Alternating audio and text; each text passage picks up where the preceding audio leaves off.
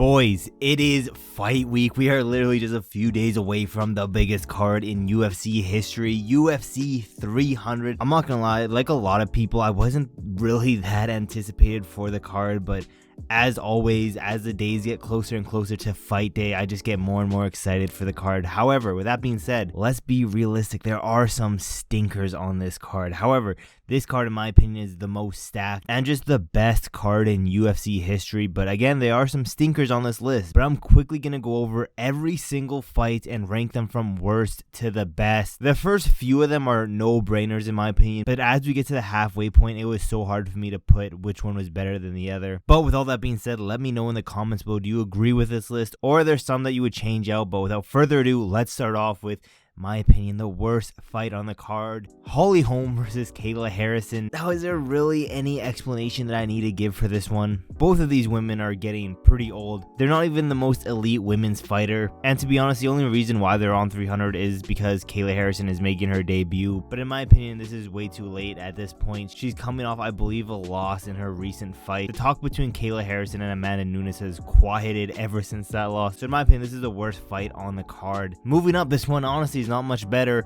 We have Andrade versus Rodriguez. And yeah, this is just going to be another pretty boring and sloppy women's MMA fight in my opinion. Jessica Andrade has been looking pretty sloppy in her last few fights. Literally running face first into Xiaonan and getting knocked out is not a good look whatsoever. This one, the only reason why it's a little bit higher than Kayla Harrison and Holly Holm is because there's a higher possibility for a finish in this fight in my opinion. But at the same time, there's a high likelihood this just goes to a decision. Moving up, this one might be slightly controversial having them so low on the list, but Bo Nickal versus Cody Brundage. I mean, the only reason why they're so low is because, let's be realistic, nobody, and I mean nobody, wanted to see Bo Nickal versus Cody Brundage. The fact that a fighter like Cody Brundage is on a historic card like UFC 300 is just shameful. Everyone just wanted to see Bo Nickal have a harder test, and this is just simply not it. Plus, this is on the main card. So much things wrong about this, but let's just move on. From this point on, it was hard to find which one was worse than the other one and which one was slightly better. But all these moving forward could be switched out with each other and I wouldn't be mad. But then moving on, the one that's slightly better in my opinion,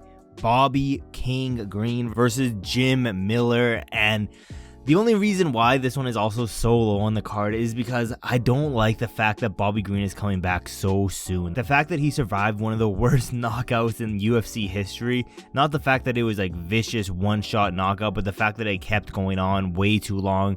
I don't see this being good. I don't see this being a typical Bobby Green fight, to be honest. Plus now we don't know how well his chin is or if he's going to be more scared to engage into fights.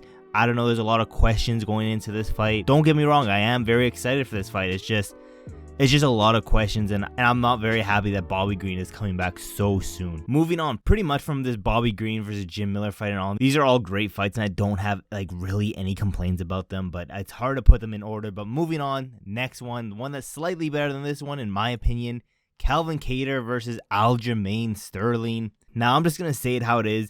Sterling gets a lot of unjustified hate, in my opinion. He is one of the best to do it. And now he's moving up in weight, trying to go for a double champ status. Now he's not going to be an active double champ because he did lose to Sean O'Malley. But regardless, Sterling was one of my favorite champions just because he was pretty active for a champion. Plus, I'm not going to lie, Sterling made me some good money on some of his previous fights. But yeah, great fight. The only thing is I wish it was maybe like a Brian Ortega introducing him into this weight class. But regardless, still a good fight. But moving on, this is the first fight of the night.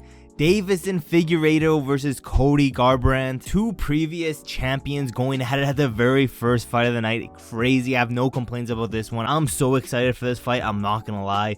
Yes, they're both not at their prime, I guess you could say, but again, this is a great test for both of them. Whoever wins this one, in my opinion, is right there in discussion for a title shot or a #1 contender shot. And yeah, this has to be, out of every UFC card, the best opener to a card ever. But with that being said, moving on, Sodiq Yusuff versus Diego Lopez. And you're probably wondering why this one is so high on the list. This one, both of these guys come to fight mainly because of Diego Lopez. I'm not gonna lie, he's been getting way more popular recently with the MMA fans, and watching his fights you can see exactly why. He always comes for the finish, and This one, again, I don't think I have a single complaint for this one. I'm super excited for this one. Moving up, now this one might be a little bit disrespectful because it is a championship fight. However, it is again a women's MMA fight, but regardless of a women's MMA fight, this is probably one of the best women's MMA fight. And honestly, I'm not that upset with this fight being at 300. I know a lot of people were very, very disappointed with this being a 300 level fight. Both of these girls come to fight. Wei Li is probably one of the most action-packed UFC women's fighter on the roster. But with that being said, I am very excited for it. I'm just not the most excited for it, if that makes any sense. But yeah, definitely in my opinion, gonna be like an all-out war type of fight. That's the vibe I'm getting for this fight.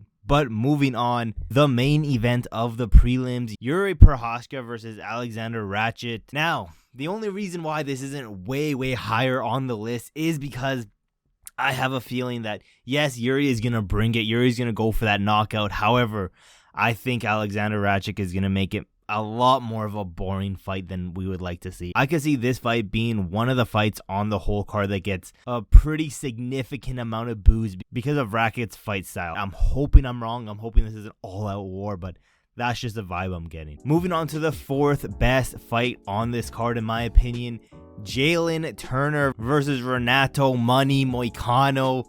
This one you already know is going to be an all-out war. Jalen Turner, one of the most vicious striking in the UFC. We saw what he did to Bobby Green, RIP Bobby Green. And Moicano is just becoming one of the most favorite fighters in the UFC as of recently. Even though this man's been in the UFC for years now, it seems like now he's finally finding himself, and you love to see it. He's a great personality, and I hope he wins this Saturday. I am rooting for Money Moicano. I have become a huge fan of him as of recently, and yeah, this one you know is going to be at a contender for fight of the night. A lot of these fights are going to be contended for fight of the night or knockout of the night, in my opinion. This I can see being one of them. Moving on, this is probably going to be very controversial for the ordering of 1, 2, and 3, but the third best fight in my opinion on this card is Justin Gaethje versus Max Holloway. I know a lot of people are probably going to have this as their number 1 slot, and I don't blame you for that.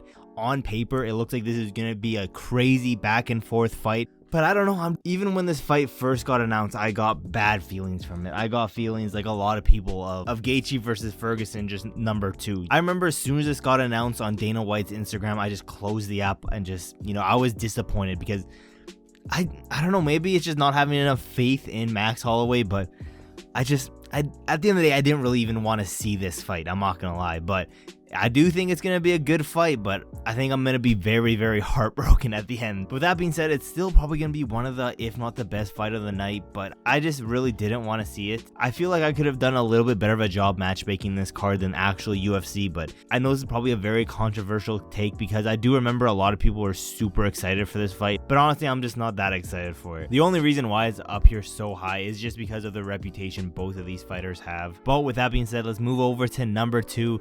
You guys probably have a good idea what number 1 and number 2 is, just not what order they are. But moving into number 2, we have Alex Pereira versus Jamal Hill, the main event of the entire card. Yeah, in my opinion, someone is definitely going to sleep in this fight. I think whoever it is going to be a vicious, vicious knockout. And yeah, that's mainly why it's so high, because I know it's going to be a highlight reel talking about it for weeks type of knockout. With that being said, even if it does go the full 5 rounds, I could see this being a classic. One of the craziest fights on the night. I could see every punch being landed, everyone being anticipated for that shot being the knockout shot. But regardless, it's probably a little bit biased because I am a huge Alex Pereira fan. And then number 1, probably even more biased because the champion does have a name, and his name is Charles Oliveira. If you cannot tell, I am so excited for this fight. I'm giving a spoiler for my whole prediction video coming out later this week, but the champion has a name for a reason, and it is Charles Oliveira. He's gonna fraud check Arman, and I cannot wait. It is gonna be the best fight on the night. It's probably gonna get some post-fight bonus, I'm not gonna lie. And yeah, that's my worst to best fight on 300 list. Let me know in the comments below, how did I do? Do you agree with my list? Which ones would you switch out? Because I know a lot of this is pretty biased, but that's like every list on YouTube. But yeah, let me know in the comments below, do you guys enjoy this kind of content? Because if you do, I can 100% keep it up. If not, let me know what kind of content you guys do enjoy, and I can post stuff like that. Thank you guys so much for all the love recently. I appreciate it so much. And yeah, Rare MMA here to take over 2024. We're a little bit less than halfway through the year, but best believe we're taking over this year. And yeah, there's really not that much else left to say, except for I will see you guys in my next video.